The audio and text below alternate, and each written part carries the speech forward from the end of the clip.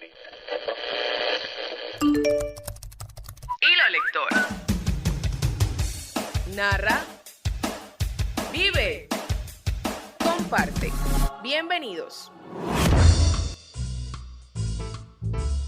Hola, mi nombre es Sofía Villalba, estudiante de quinto semestre de Comunicación Social, y hoy no les voy a leer, sino que les voy a contar la leyenda de Francisco el Hombre. Esta es una leyenda que no está de manera escrita, sino que se ha transmitido de manera oral de generación en generación en Colombia. Cuenta la historia de Francisco Moscote Guerra, que fue uno de los juglares más reconocidos en toda Colombia y que representa una figura emblemática dentro del imaginario popular colombiano, especialmente en la costa Caribe.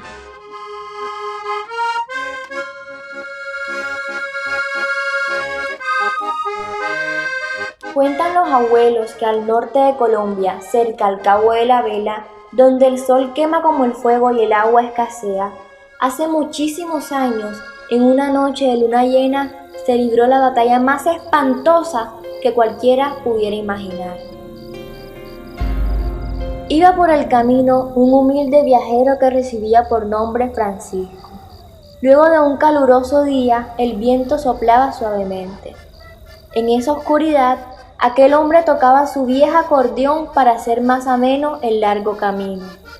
A altas horas de la noche, Francisco empezó a notar la melodía de otro acordeón que se escuchaba a la lejanía. La melodía empezaba a ser más y más fuerte. Francisco era un buen acordeonero, pero sus notas eran respondidas de una manera más magistral. Francisco intentaba responder con una puya complicada, pero no era suficiente para hacerle competencia al otro acordeón. Nada de lo que escuchaba era normal. Ningún ser humano era capaz de tocar una entonación de tal magnitud. Era insuperable.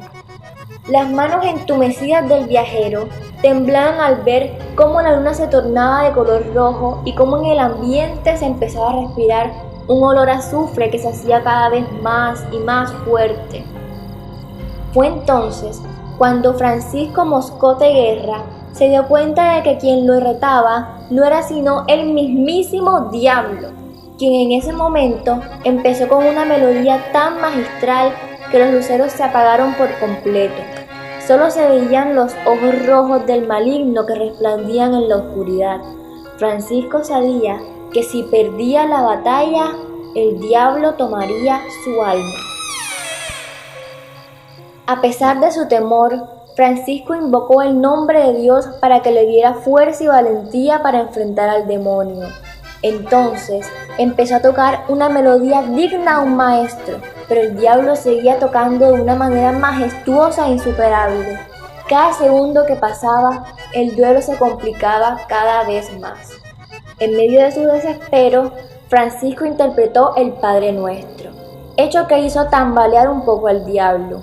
La luna y las estrellas volvían a brillar de nuevo, pero no fue suficiente para ganar la batalla, pues el diablo se enfureció tanto que empezó a tocar una puya imposible de superar, o bueno, casi imposible. Francisco ya estaba cansado. Cualquier intento de superar al diablo le parecía inútil. Pensaba que su fin estaba cerca y que sufriría las terribles consecuencias. Mejor dicho, ya él se pintaba al diablo arrastrándolo al infierno. Ya sumido en la derrota, Francisco gritaba con todas sus fuerzas el nombre de Dios para que lo ayudara, cuando de repente la ayuda divina llegó. El cielo se iluminó y Francisco empezó a interpretar de manera magistral el credo al revés. Él sabía que Dios no le fallaría y cantaba con todas sus fuerzas. Al escuchar esto, el diablo comenzó a temblar y gritar del terror. Intentaba entumecerle las manos y la boca a Francisco, pero sus intentos eran en vano, pues nada conseguía. Al contrario, Francisco cantaba más y más fuerte. Retorcido de dolor y envuelto en llamas, el diablo salió corriendo llevándose su acordeón a rastras hasta que desapareció envuelto en candela. Francisco continuó con su camino, no sin dar gracias a Dios de haberlo salvado del terrible destino que le depararía de haber perdido la batalla. aquel humilde acordeonero, jamás imaginó que esta batalla lo inmortalizaría en una leyenda que inició con el folclore vallenato de toda una generación.